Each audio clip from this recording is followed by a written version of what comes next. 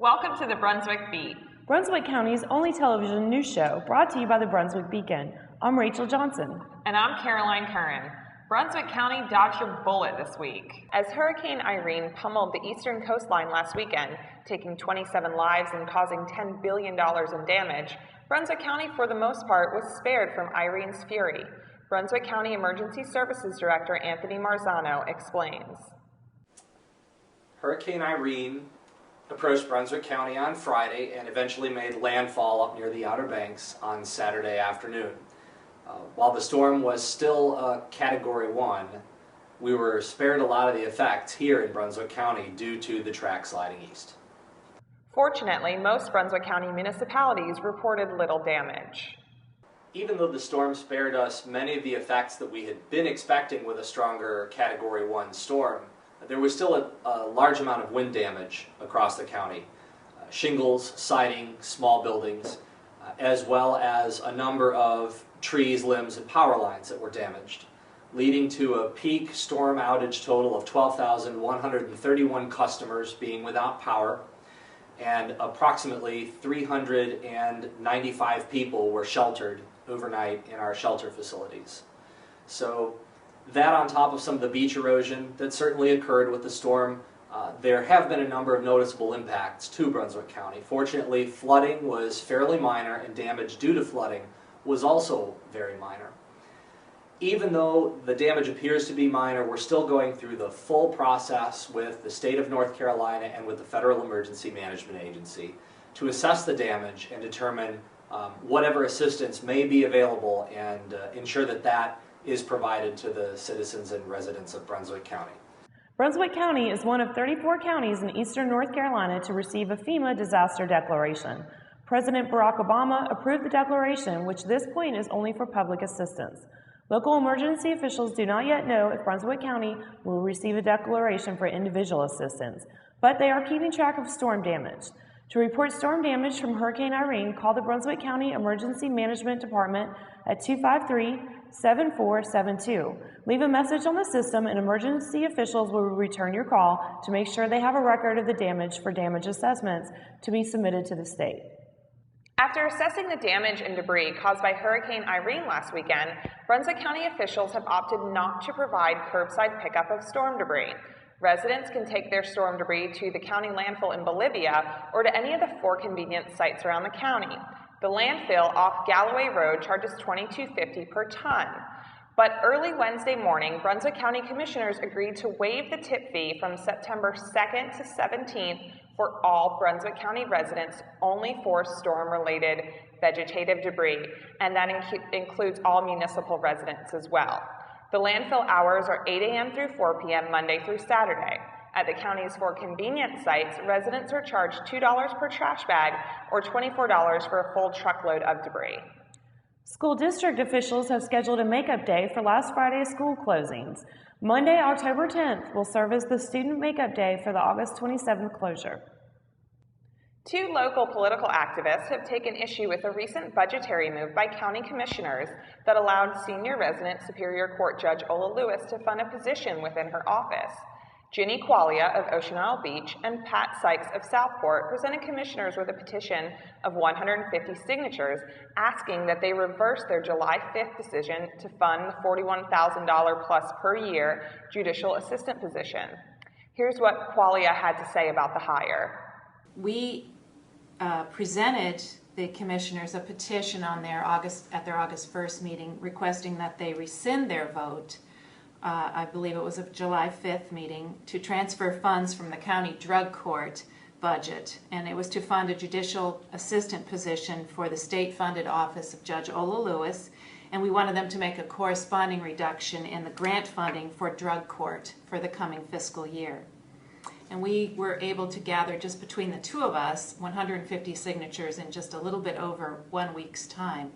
We really know that if we'd had more time and more manpower, we could have gotten a lot more signatures because everybody we approached would sign it or wanted to sign it and understood the issue after we explained it.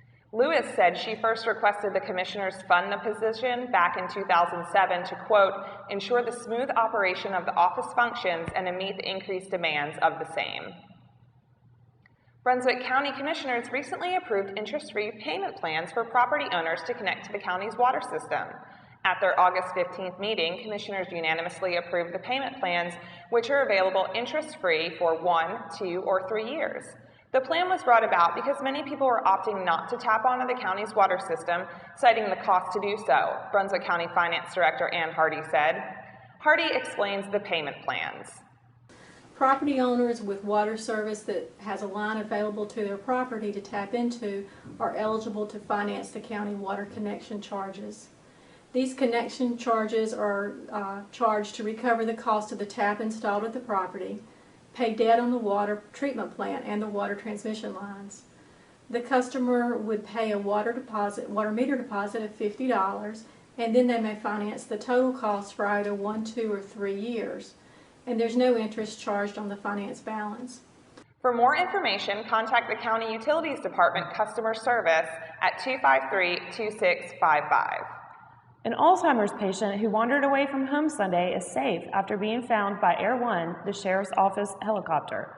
On Sunday night, deputies responded to a home in Ocean Isle Beach when Gary Lynn Bragg, 72, failed to return to his residence after walking to nearby Lowe's food store. Shortly after 11 p.m., Air One was deployed and pilots found Bragg after about 15 minutes. When deputies arrived, Bragg was weak and was carried away by EMS personnel and deputies on a stretcher out of a wooded area. He was taken to the Brunswick Novant Medical Center, where he was later released without serious injury. The roster of the county's Social Services Board is dwindling. On August 15th, longtime board member Moses Stanley resigned from the board when he accepted a job in Superior Court Judge's office. The county's code of conduct, adopted by commissioners last December, prohibits county employees from serving on elected or appointed boards. Then just last week, Tina Jackson resigned from the board, bringing the current roster of the 5-member board to 3. Sunset Beach is still talking trash. At their monthly meeting Monday, Sunset Beach council members agreed to install garbage dumpsters on the island and mainland. The goal is to help homeowners and visitors who might not be able to follow garbage can rollback rules, which could mean a $50 fine if the rules are violated. Letters about the rules and dumpsters will be mailed to property owners this month. Read more about these stories and find out what's happening in your community in this week's Beacon, available now on newsstands.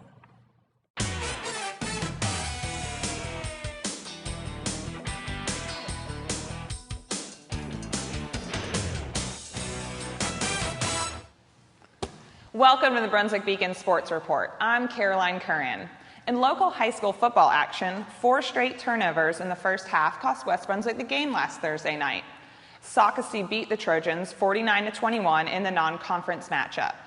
The Trojans scored the first touchdown on a 1-yard run by quarterback Taylor Buffkin on their first possession. Buffkin and Justin Bland did most of the running on the 57-yard drive, and Cameron Smith's extra point gave the Trojans a 7-0 lead with less than 7 minutes left in the first quarter. Then the Trojans scored on their final possession of the half on a 1-yard sneak by quarterback Dustin Darguzis. He scored on the next play as well, and Smith kicked the extra point, which left West down 40-14. West scored only once in the second half, which came on a 4-yard run by Bland.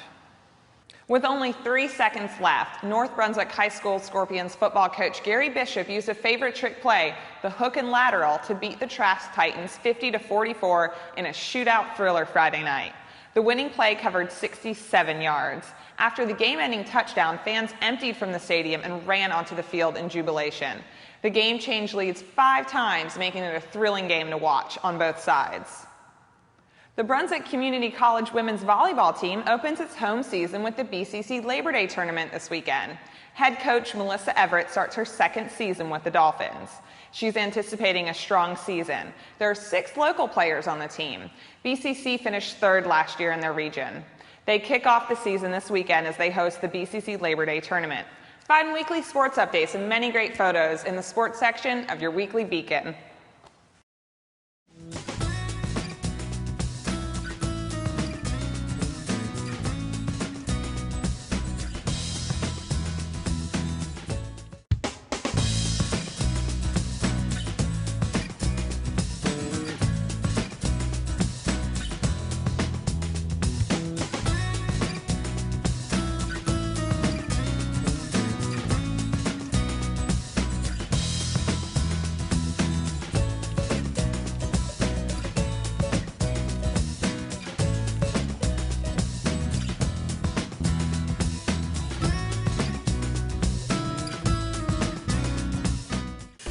Stacy Manning, Managing Editor of the Brunswick Beacon.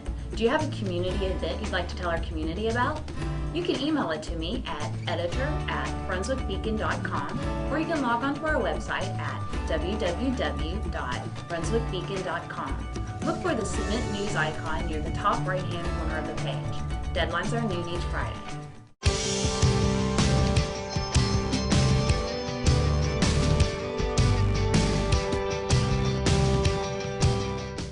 Hi, I'm Laura Lewis. I'm out here at Brunswick County Animal Shelter today with Mr. Chicken, and he is adorable. He is an 8-month-old greyhound mix, brown and tan. He's very energetic, a little bit shy actually, and he's been here at the shelter since August 9th. And he needs a good home, so come on out and visit with him. The visitation hours are from 10 to 4 weekdays here at the shelter on Green Swamp Road. So come on out and make a new forever friend. And so the animal shelter, as far as the animal shelter hours, they are still closed on Saturdays, as far as you know? They are. They're still closed on Saturdays, but Monday through Friday from 11 to 4 they're open. It was the first day of school in Brunswick County last Thursday, and students got off to an early start, especially those in elementary school, where the day now begins at 7:45 a.m. Pictured are children getting off the bus at Jessie May Monroe Elementary School in Ash, where kindergartners began their first day of school this Wednesday, August 31st, promptly at 7:45 a.m. Mark your calendars now for the 8th Annual Brunswick County Intercultural Festival on September 10th. During the festival, there will be an international pavilion with information on numerous countries, an international food pavilion, and an entertainment stage. The International Food Pavilion allows attendees to sample international cuisine from ethnic restaurants representing cultures such as European, African, Asian, Mexican, and even American. There's a $5 fee for the International Food Pavilion.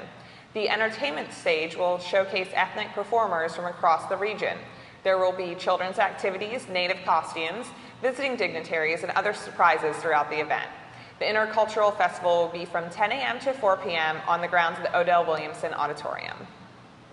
Even though Irene's tropical storm winds and waves lingered Saturday morning, a batch of sea turtles hatched on Holden Beach Saturday night and made their way to sea. Their tracks were found Sunday morning by Holden Beach Turtle Patrol. The baby loggerheads left flipper tracks similar to tire tracks in the sand after they broke out of their eggshells and crawled to the ocean.